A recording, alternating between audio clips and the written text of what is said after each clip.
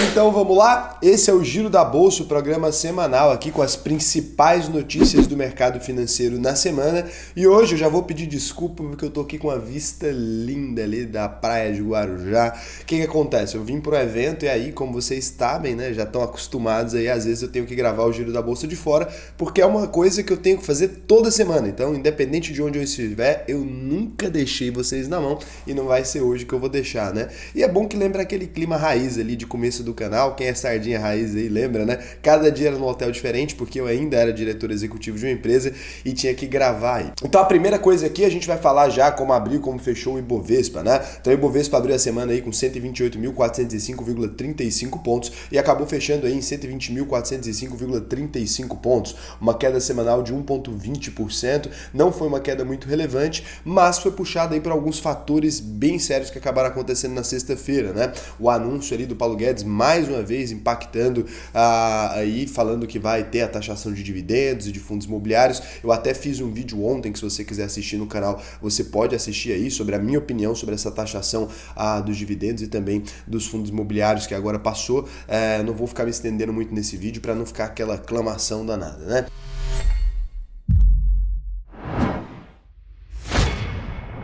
Então a CVC-B3 anunciou aí o aumento de capital. Essa é a primeira notícia aqui. Para você que não conhece aí, né, a CVC é uma empresa de turismo, uma das maiores do país. Ela ganha muito fazendo roteiro, ela formata ali para o cliente final, tanto o hotel onde vai ficar quanto passagem e tudo. Eles vendem passagens aéreas aí de mais de 750 companhias aéreas, vendem também diárias de hospedagem. O portfólio deles é composto de mais de 150 mil hotéis e resorts ali, além de passeios, translado, tickets para parques, um monte de coisa.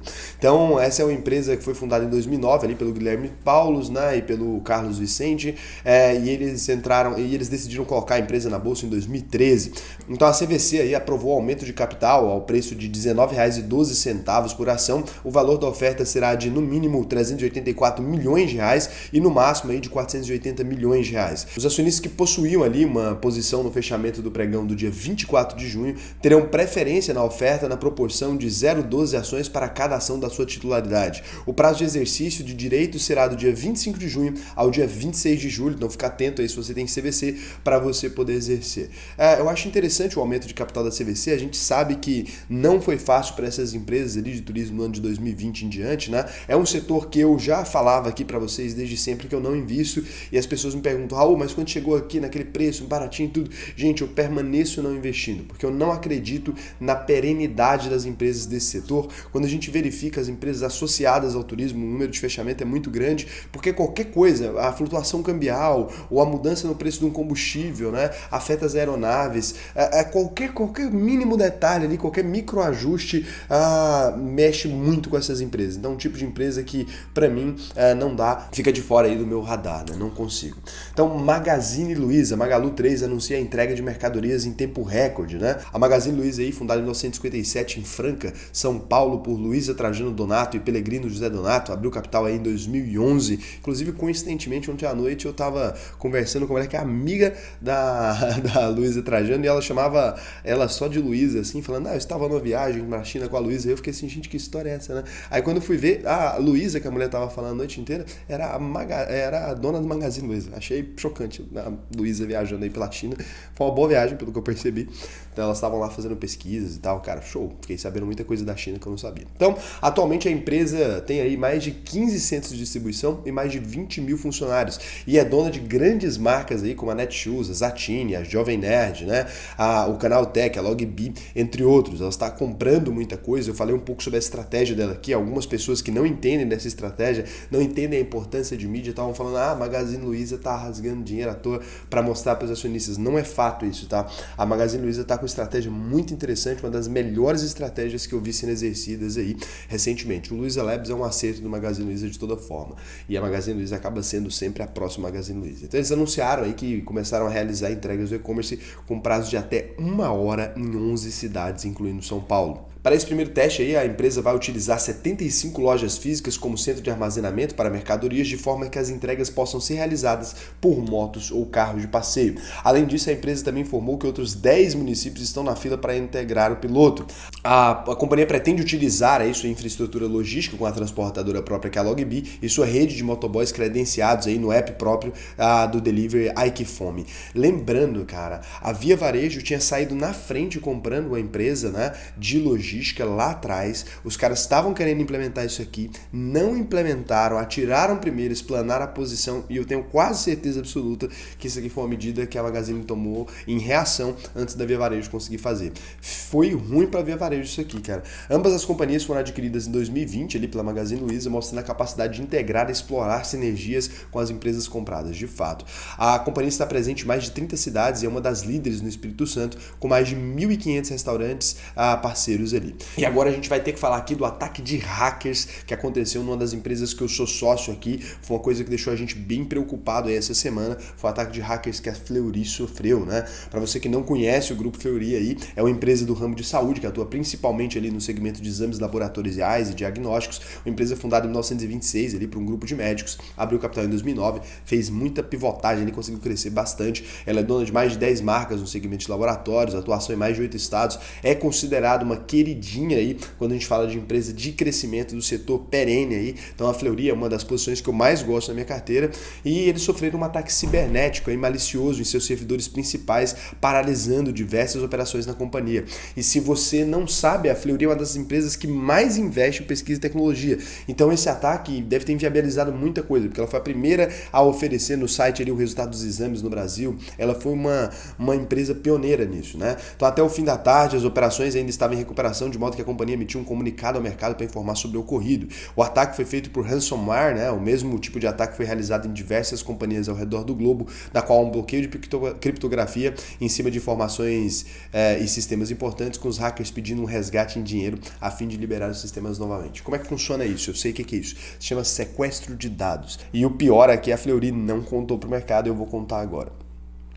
Eu tenho alguns sites, eu já sofri ataque de ransomware. Os hackers invadem ali o seu banco de dados. Então a gente, quando tem um site, você tem a parte de dados dele, você tem um front-end, que é aquilo que você vê. Nessa parte de dados ali, no que a gente chama de BD, banco de dados, pode ser em diversas tecnologias, normalmente é SQL, os hackers atacam, eles sequestram os dados dos clientes, eles sequestram os dados de tudo aquilo que está ali. Então eles pegam todos aqueles dados e eles colocam um site para você acessar. Então dentro do banco de dados eles substituem todas as informações com um endereço. Então fala assim, acesse esse endereço aqui. Você vai nesse endereço e quando você abre aquele endereço, então, você verifica ali que seus dados estão lá, sua base de dados está lá. Ele zera a sua base de dados. Se você não tiver um backup, você perde essa base de dados. Então, se você não tem um backup ali, você tem que pagar eles para você recuperar essa base de dados. Só que, quando eles fazem esse tipo de sequestro, se você não aceita pagar a quantidade em bitcoins que eles pedem ali, então eles pedem uma quantidade em bitcoins ali, se você não aceitar pagar aquela quantidade em bitcoins, eles colocam esses dados seu para leilão. Então, muito provavelmente, se for o mesmo modelo que aconteceu com a Fleury, ou eles vão pagar, ou eles vão ter que pagar essa taxa realmente ali, mesmo que eles tenham as cópias desses dados, ou eles vão ter que pagar para esses hackers removerem esses dados, apagarem, e aí contar com a confiança disso, ou esses dados estão a leilão em algum lugar do mundo agora, como isso é na Deep Web, você não tem como pesquisar e tal. Os hackers normalmente não divulgam o que fizeram, mas normalmente é um endereço, e dentro desse endereço ali, pode ser que foi assim da Fleury, normalmente dentro daquele endereço ali tem escrito, tem a base de dados, e eles falam para você, olha, você tem X dias para comprar essa base de dados, senão a gente vai jogar ela para leilão. E acontece que algumas pessoas realmente são interessadas nesses tipos de dados, e elas compram esses dados, aí você tem dados de cliente vazado, um monte de coisa. Eu não sei qual foi o nível de dado que vazou aqui, deve ter sido só do site, né? Então talvez no máximo login de usuário, endereço, alguma coisa assim, mas pode ter sido um pouco mais profundo também. Tem que saber que tipo de dados, seria interessante a Fleury explicar que tipo de dados foi, para que caso aconteça um tipo de vazamento no futuro, né, desses dados, a gente saiba de onde veio aí. Não tem como tapar o sol com a peneira aqui, eles vão ter que trabalhar com isso e, lógico, né, pagar uma empresa de segurança aí para fazer essa verificação melhor. Meus sites serem invadidos é uma coisa, a Fleury é outra, né? Pelo amor de Deus, a Fleury tem que resolver resolver isso aí. Isso é uma coisa que acontece, ok? Mas não devia com a Fleury. Então é o seguinte, vocês me perguntam sempre quais empresas vão pagar dividendos esse mês. Se você ainda não está sabendo, a gente já tem aquele relatório aqui da Levante com toda a agenda de dividendos de julho. Eu recomendo que você baixe aqui, você clica aqui, põe seu e-mail lá, chega no seu e-mail e aí todos os meses então começa a chegar. Eu percebi que esse relatório é muito importante para vocês e assim como eu ofereci nos outros, né? Teve pouca gente ali, mas se vocês quiserem eu posso fazer um vídeo sempre, todo mês aí, só sobre o relatório de dividendos aqui, né? Da Levante aí, o pessoal da Levante faz com o maior carinho pra gente aí, gratuito, tá?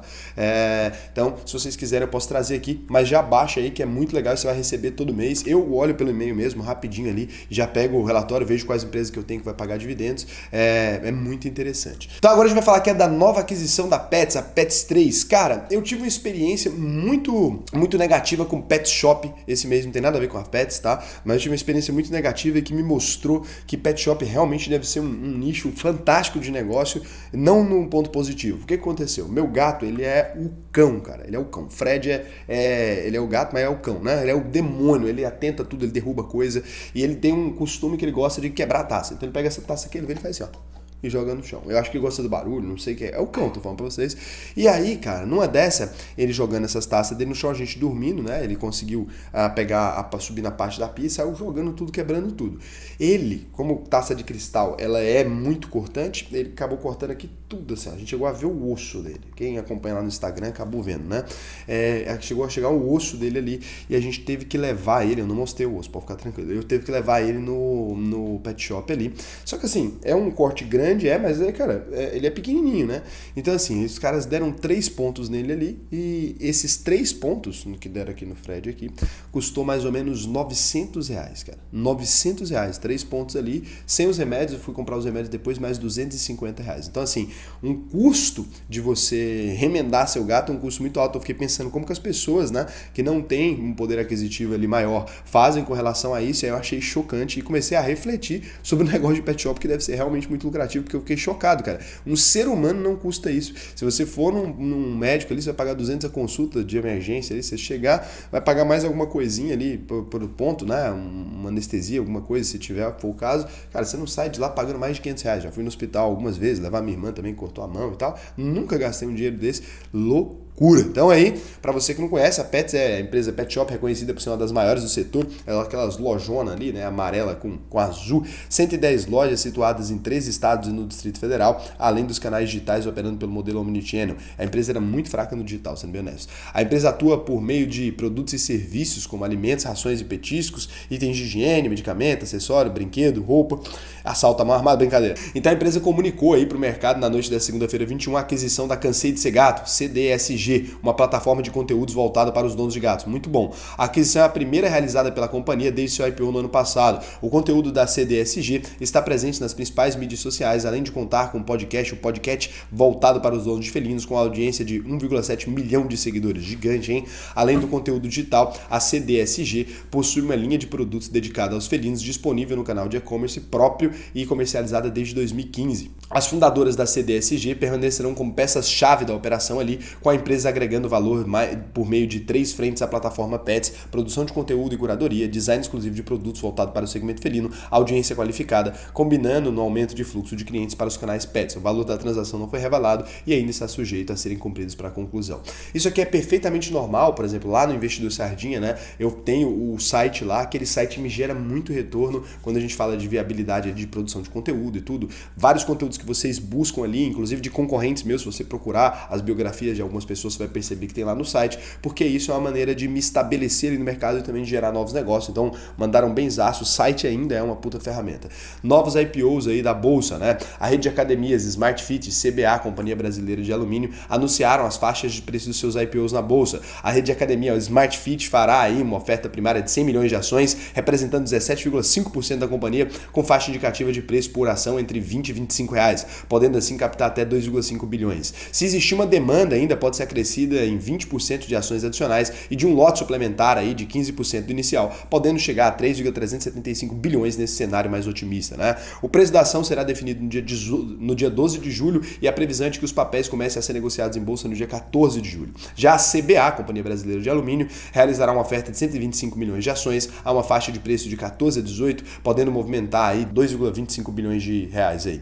Atualmente a Votorantim tem 100% do seu capital social CBA, com a oferta passará a deter 79 ou 71,6% no caso de venda de lote extra. O preço da ação será definido no dia 13 de julho e a previsão é de que os papéis comecem a ser negociados na bolsa no dia 15 de julho. Cara, muito interessante essas notícias. Se vocês quiserem algum desses IPO, já sabe, só comentar o nome da empresa, qualquer um desses IPO. Eu escolheria o da Smart Fit, tô dando uma olhada, é bem interessante. Fosse vocês aqui, comentaria bastante sobre ele, mas vocês sabem, vocês que decidem aí quais vocês querem e se é que querem um vídeo de IPO. Então, para não dizer que não falei da Via Varejo, Via Varejo cresce no e-commerce, VVAR3, a famosa vara.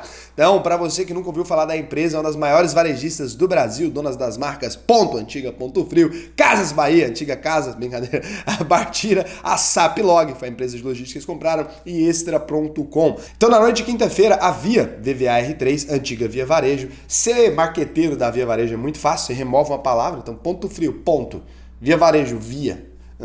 Você mantém o seu emprego. Informou o mercado que passou a colaborar novamente com a empresa especializada na mensuração de análise de comércio eletrônico do país do brasileiro, a Ebit Nielsen, né? A companhia divulga diversos dados de e-commerce, entre eles a participação das principais empresas atuantes no setor. Segundo a Ebit Nielsen, o mercado de e-commerce do país é 10% maior do que a companhia estimava anteriormente. O novo tamanho estimado do mercado de Ebit é de 95,7 bilhões ou 8,7 bilhões a mais do que 87 bilhões estimados anteriormente, e esses quase 9 bilhões a mais de receita são totalmente atribuíveis à Via. Então aí a gente tem a privatização dos Correios, né? O presidente da Câmara dos Deputados, o Arthur Lira, do PP Alagoas, afirmou nessa quinta-feira 24 que pretende votar a privatização dos Correios no plenário da Casa antes do recesso parlamentar marcado para o dia 17 de julho. Segundo o cronograma do deputado alagoano, o parecer do relator deputado Gil Cutrim, republicanos, Maranhão, deve estar pronto nos próximos dias e será entregue na próxima reunião de líderes marcada para quinta-feira que vem, 1º de julho. Não foram julgados muitos detalhes sobre o projeto de lei, mas o presidente da casa afirmou que haverá um cuidado para que a companhia que ganhar a licitação cumpra a obrigação de levar os Correios para as áreas de difícil acesso do Brasil. A proposta não tramitará em comissão especial, uma vez que foi aprovado de regime de urgência para o tema, o que permite que ela seja votada diretamente no plenário. Houve algumas discussões específicas em comissões permanentes, mas o Lira retirou o projeto desses colegiados para manter a estratégia do Planalto de deixar o projeto com o máximo de sigilo possível, a fim de não antecipar eventuais reações contrárias à sua aprovação. Muito provavelmente esse projeto vai passar, agora já tem um clima um pouco maior. É interessante a privatização do Correio, não só para melhoria disso, como também para a União. Esse está no momento estratégico, porque o Correios vai perder valor com essa quantidade de empresas de logística surgindo, não há dúvidas disso, então os caras têm que acelerar isso agora se eles quiserem manter o preço.